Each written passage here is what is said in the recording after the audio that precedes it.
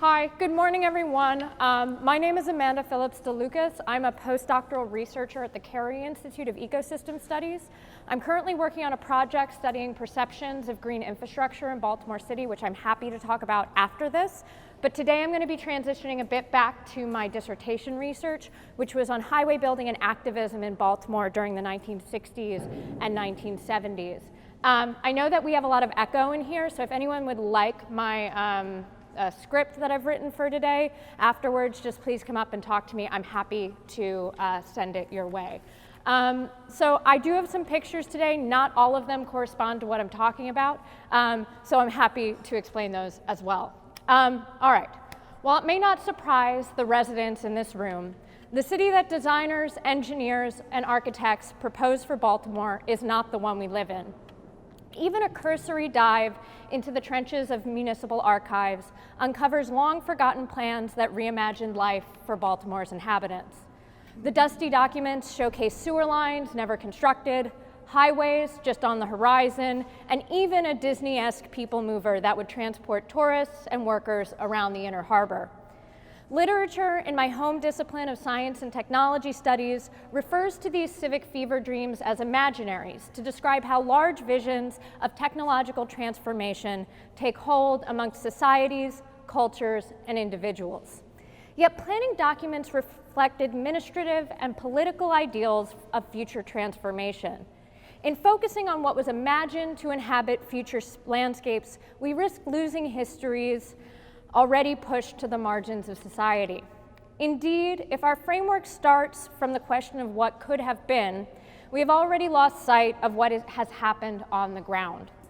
I'm prefacing my conversation today with this caveat because of the difficulty of discussing highway planning in general, but in Baltimore specifically, without referring back to civic visions of what the city could have been.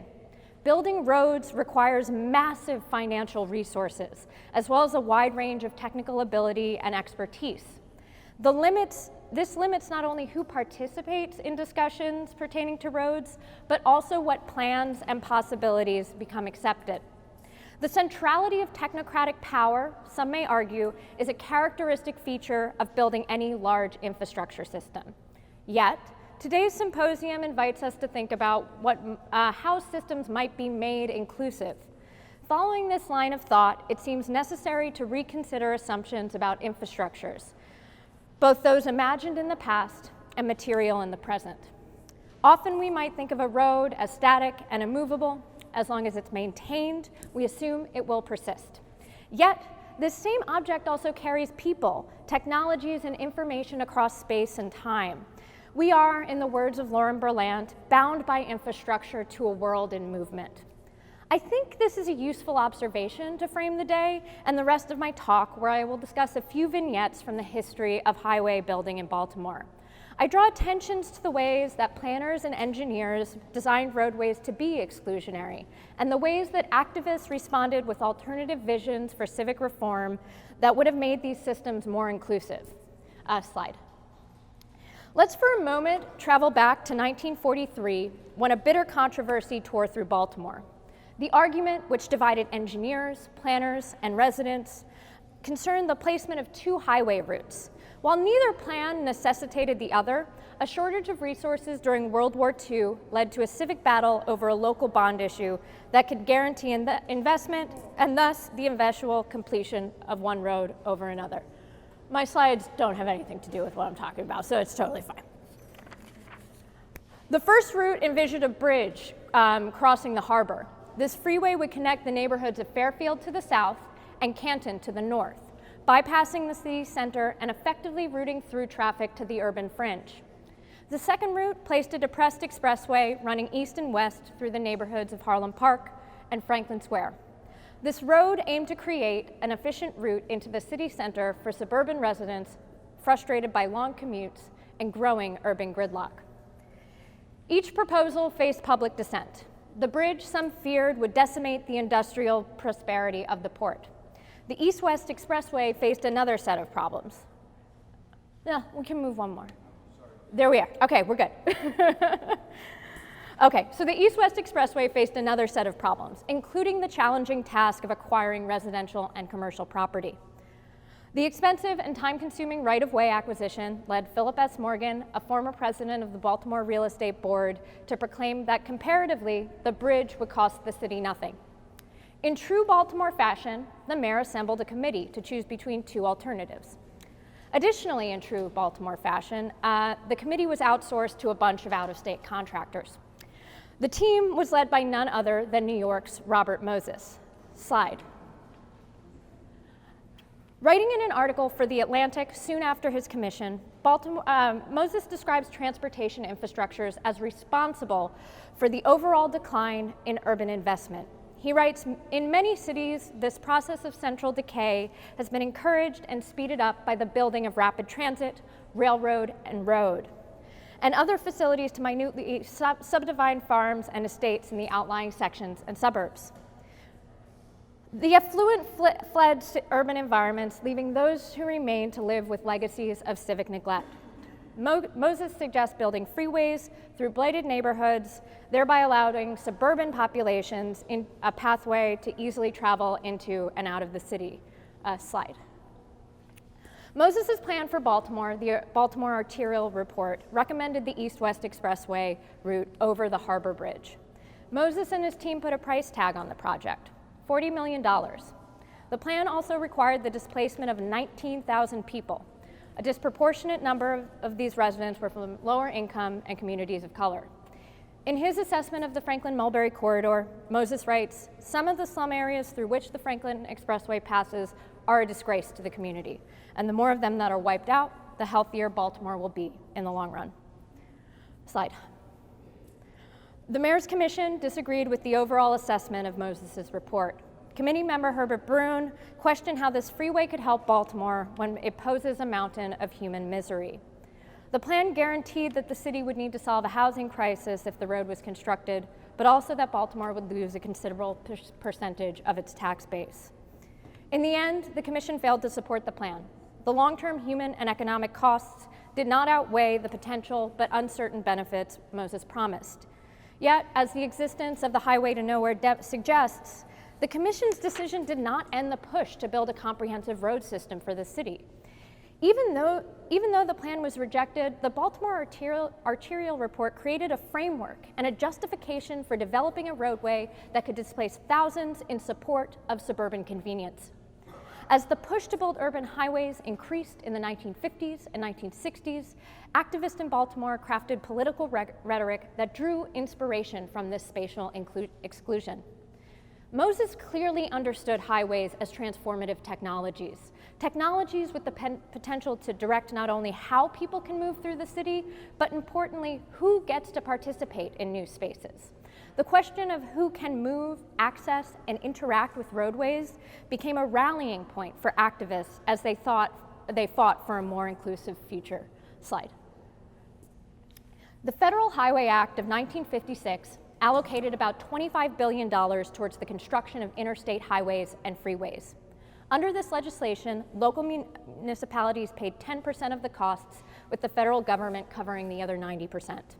These incentives encouraged a nationwide scramble for civic leaders and representatives to write new or implement long-awaited road proposals that could qualify their districts for allocations of federal funds. These plans were often highly contested. While many freeway revolts across the city resisted highway construction outright, in Baltimore, some activists argued for the right to remain in the city following residential displacement. Relocation Action Movement, or RAM, was one of the first groups to organize and put pressure on city officials to change their procedures for acquiring the right-of-way for the eventual East-West Expressway. Slide. RAM was active as an organization during the late 60s following the issuing of condemnation orders for the Franklin-Mulberry corridor in 1965. Many members of the group resided in the Rosemont and Harlem Park neighborhoods, two areas deeply threatened by the proposed highway route. The group stressed to officials that not only were they not being fairly compensated for their physical relocation, they were being asked to sacrifice their place in the city altogether. Mourning this loss, organizers wrote, quote, "This expressway was uprooting them from their own homes and leaving them stranded without enough money to purchase another home in the city, which does not provide for the adequate rehousing of its relocated citizens." To accept the claim of the freeway meant not only a loss of one's home, but a loss of the ability to make a claim to space within Baltimore proper. In a meeting with Governor Spiro Agnew in the winter of 1968, Ram argued against displacement by focusing on a larger conception of discrimination enacted through highway policy. The arguments became one of justice predicated on the right to live within, support, and make claims to urban space. Later in the meeting, the group exposed the cost-benefit analysis of practices of city engineers and urban planners as perpetuations of segregationist policies. Rather than calculating the financial benefit of constructing rivers of asphalt, Ram demanded a reappraisal of this calculus to treat existing residents as already valued and not merely disposable. The group insisted upon expanding housing options and assessing homes at pre-highway proposal market value so as to provide enough compensation for residents to relocate without undue financial burden. Stopping road building efforts did not factor heavily into the aims of RAM. The group configured itself as obstructive until fair compensation was guaranteed. Nowhere is this more evident than in the position taken by organizers that unless those being victimized are treated like human beings, no expressway will pass through our city. RAM claimed community ownership of the urban spaces that its members occupied. The rhetoric and policy alternatives put forth by members organized around the concept that the people, homes, communities, and cultures within the Franklin-Mulberry corridor contained value. Additionally, RAM argued that a highway built in the city should benefit the communities through which it passes, rather than primarily serving suburban commuters. The reimagined highway would be guided not by modernistic impulses of a new urban reality, but rather a future where residents had more agency in how public space was transformed. Proposals to enact these practices included the prioritization of Black local contractors in the awarding of expressway contracts, job training programs to staff construction projects, and the development of integrated mass transit alongside expressway infrastructure. RAM's activism suggested an alternative future for roads where spaces ceased to be slums. Highway developers now needed to account for the voices, bodies, and properties RAM articulated as valued. By demonstrating how roadway infrastructure worked as a mechanism of deletion, the group brought visibility to exclusionary policies made in the name of progress and modernity. The group proved successful in some of its goals, including the creation of a state law that would compensate displaced individuals with money to cover the replacement value of their homes, but also a subsidy of up to $5,000. We recognize today that the effects of highway development and road building were not evenly felt across all neighborhoods and residents of Baltimore. The highway to nowhere stands as a stark reminder of the drive exemplified by Moses to remake the city in the image of the suburban commuter. The work of RAM demonstrates the potency in suggesting an alternative in the face of power. As we think today about reimagining MLK Boulevard, I hope the words of RAM resonate as we propose alternative plans that can better fit the unique needs and challenges of our communities. Furthermore, I hope that this brief dive into history challenges the idea that infrastructures are fixed, immovable, or condemned to conform to power. Residents already had a hand in shaping the roads that we have and can shape what's to come. Thank you. For sharing this morning together here, and thanks to Christina and Rachel who organized this. Thanks to my Morgan students that just saw light last night and they're back this morning. So Janet Allen and Amanda and I, we have kind of worked a bit together on how we do this particular section of our panel.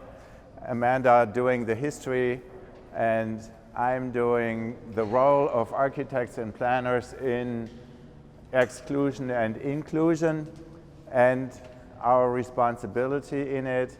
And the exhibit number one is, of course, the Martin Luther King Boulevard and the highway to nowhere. And Janet is going to talk about the resident perspective as a neighbor to that.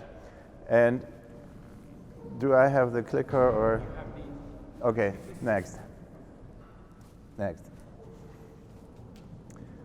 So as Janet just explained the history of this, I mean, we can learn two things, or a number of things, and Amanda did explain which lessons we can draw from that.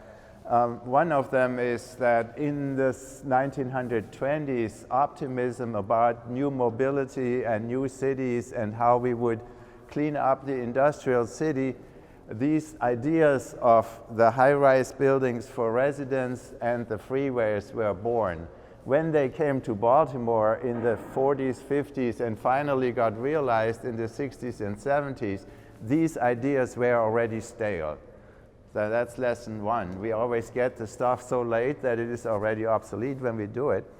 And so that also gives us the advantage that we are already smarter at that time. And so we did not implement all the freeways that were on the plans. Baltimore is one of the few cities that has only very limited urban freeways, so that's the good news. And unfortunately, this was built, and this is the corridor where all this fabric of West Baltimore was taken out. And of course, that has ramifications. Next, you cannot go into a community and take out 2 blocks of 3,000 households and 12,000 people without having enormous damage. The reason why the highway was ultimately defeated was cost. It was also that the people organized against it. And the people on the east and the west, would have also wiped out Fells Point, organized, and the people that liked a park organized, and Leakin Park, this dark stuff is all Leakin Park, would have been bisected by this freeway as well. So these, Barbara Mikulski as the senator kind of cut her teeth as a community activist against the freeway plans. And so, as you know, on the east side and here for Leakin Park, the fight succeeded, but for the highway to nowhere, it didn't. Next. So these urban fantasies that architects particularly fostered in the 1920s are depicted here in these renderings that never came fully to fruition, but here was this freeway intersecting with MLK, with an orgy of spaghetti and ramps and so on. And essentially we have a smaller version of this today. And then an important part of this was also what they called slum clearance. So the very bad housing conditions that were prevalent at the time in Baltimore row houses were replaced by these high rises that were supposed to bring modern construction, light, sun, and freedom to people. We know that didn't quite work out that way, but you know, the intent originally was not necessarily evil. And so this was the rendering. Next. And these were these plans. This is the West Baltimore MARC station. Here you see the rail line, and this is how the freeway would have continued. This is the current end of it, and this is the plans how it would interweave with MLK. Next. Next. So what we have today is, of course, a lot of extra space, because as a fragment of 1.5 miles, this freeway is not useful, neither from a transportation point of view nor from a land use point of view. So the currently abandoned former Social Security complex is here, and you can see coming out from Packer and Green Street, you have these overpasses over MLK, you have these ramps going on, and the off-ramp here. And so you get all this space that is not paying any taxes, is not accommodating anybody, is not providing any services to the residents, and Janet will talk more about that. And so we have a very kind of suburban or non-urban condition here. Next. Yeah. And so this is more just looking out from Social Security, and now the city has planted a lot of trees here that is good probably for CO2 capture in 20 years when the trees are a little bit bigger. And you can see how this works, that from a elevated position, then the freeway dips down and becomes a trench. And so many people call it also the ditch. And then, there are these pieces of land that have some beauty, but they are really not used by anybody because they are not accessible. And all this space where people that want to go across Fremont, which was a former connection, they jump over these barriers and hop across the freeway. It is a completely ridiculous situation. Next. So these are just more photos that show how underutilized this really is. This was during a snowstorm, but you see there wasn't much traffic at all. And then this is the intersection at MLK, so it gives anybody who is not that familiar with it a sense of how much land is occupied by all of this. Next. And so what happened is, this is Payson Street. When Payson Street continues over there on the other side, but then a few years back there were these barriers. And so the people on all of these streets that were disrupted and interrupted by the ditch, they had to again jump over the barriers to get over there. Next. So how can this be turned around? And I was involved as an architect and planner in a number of attempts to make use of some of this space and mitigate the damage.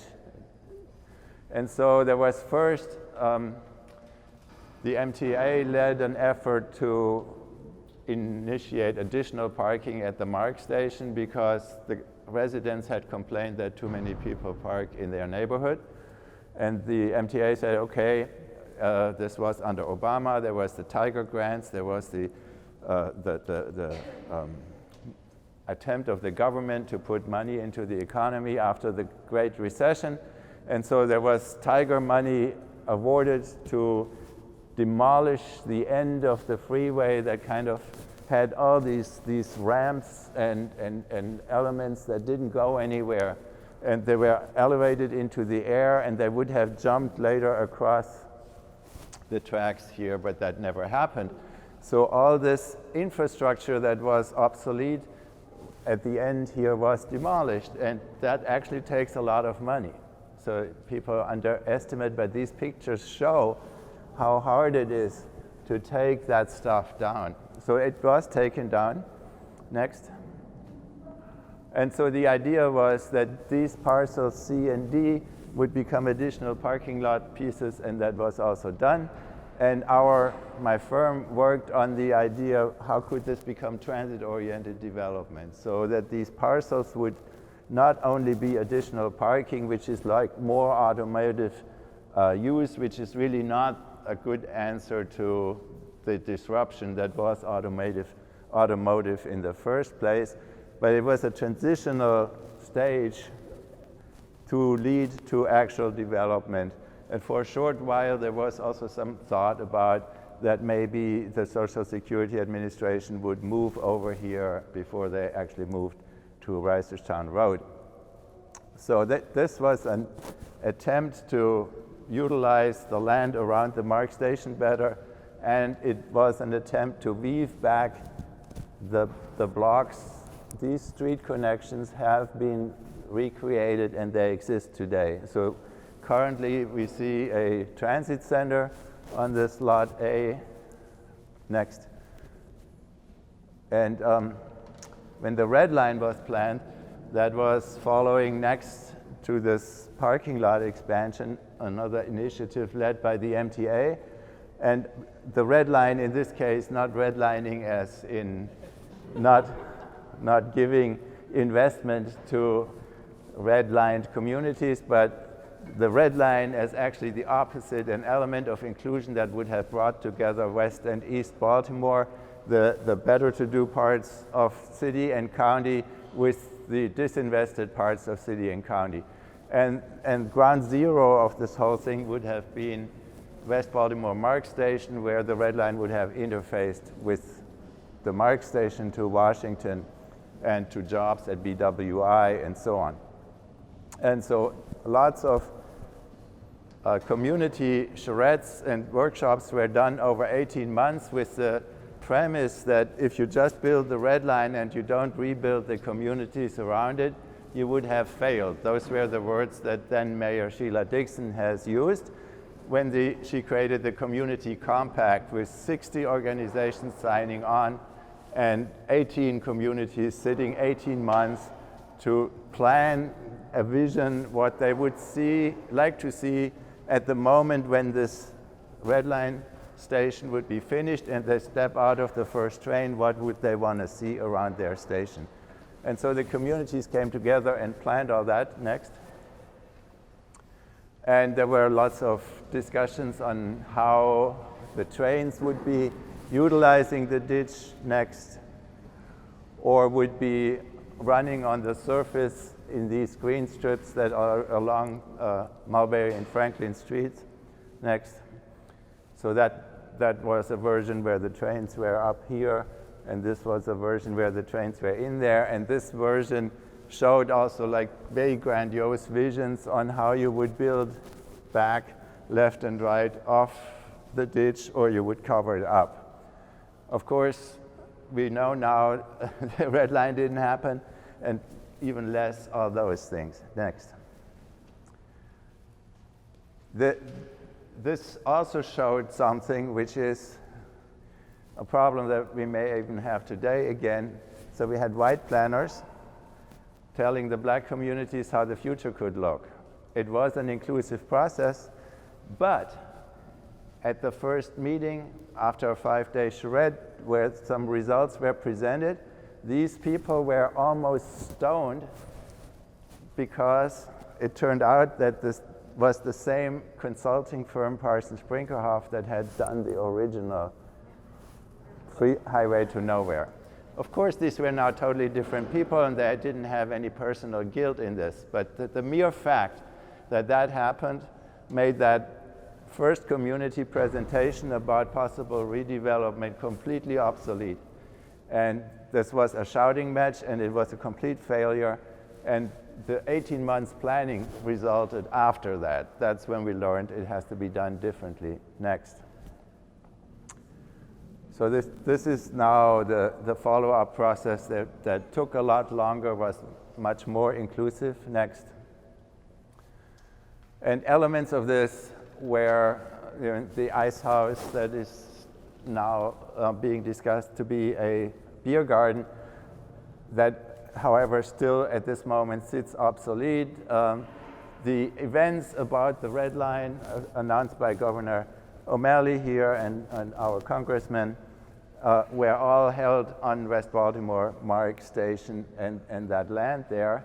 There were pop-up events, farmers markets, puppet theater, and then this was a vision that we prepared in my firm as a result of the discussions with the community, where right next to the station there would have been an event space instead of a parking lot, and the Mark Station would have served it. Next. So this was kind of the image that came out of this. The transit-oriented development is all the yellow stuff, and this would all develop all this land that is adjacent to Franklin Mulberry corridor here, where there is today really just, there used to be a lumber yard. There is not much happening today. So that opportunity still exists.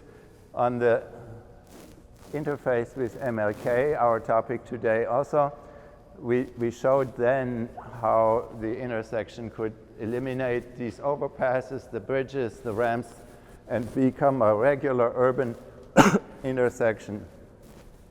And because of Janet's group, we did not develop this corner as an idea, even because the community likes the park, and it was historically also a park. But all these parcels are developable parcels, and Arsh is here, who is representing the developer, and we can ask him later on specific questions what their plans are with this kind of intersection. Next. So the latest idea that you may still remember, because the Baltimore Sun wrote, Dan Rodrigues wrote about it, and that came out of the Caves Valley ownership here, and wondering, you know, what could be a perspective for all of this, was to have a linear greenway, using the space to make it a greenway. Next.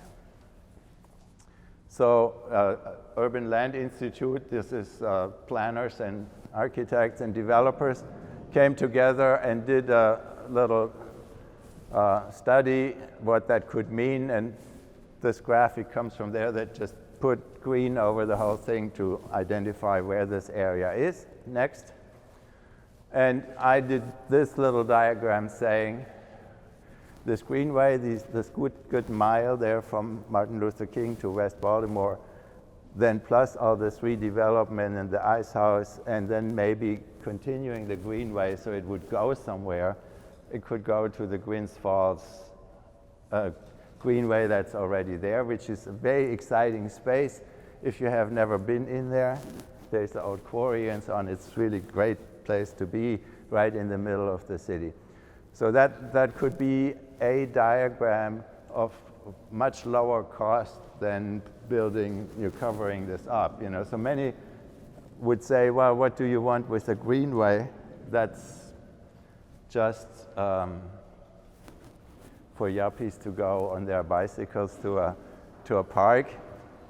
But it could be the beginning, and it could be combined with redevelopment of parcels that provide services. So is there another one? Yeah. So a famous example of a freeway in an urban setting that was repurposed as a linear park is in Seoul, Korea. And these images are coming from Gerald Neely on his blog. With the help of a graphic person, they kind of said, well, if we envision it with waterfalls or green and the train in it, so some of them are a little bit older. Next. But this Korea example, that is actually realized. And so in Korea, in Seoul, they did this, and they have a little stream in there. And this was the area where the old freeway was elevated, and where they have this now. And this is a very attractive place that makes connections in Seoul, and is very much in demand. So this is one of there are several others where cities have repurposed their freeways from where we could learn. Next. And with that, we're coming to Janet's presentation. Again, these were the images of the high-rises. This is the historic park, and this gazebo, Heritage Crossing, where Janet now lives, is a part. And these high-rises, as you know, don't exist anymore. Next. And the realized form, for those who are too young to remember, this was actually built. It doesn't look quite like the rendering, but these were the Murphy homes and the Lexington Terrace, and this is MLK as it was actually built with these overpasses. Next. And so we know this happened. So the housing commissioner, this was all public housing, turned his own liability of having let these high-rises really go to pieces into a public event in which he pushed the plunger at high noon, and then these high-rises were imploded. Next. And instead we have today redevelopment, which Janet will explain further, which was basically going back to what used to be there before, but in less dense and much healthier conditions, by deconcentrating poverty, by mixing in market rate and home ownership and low income. And this was done for Lexington Terrace, and it was done in an even less dense form for Heritage Crossing. And that is the transition slide to you, Janet.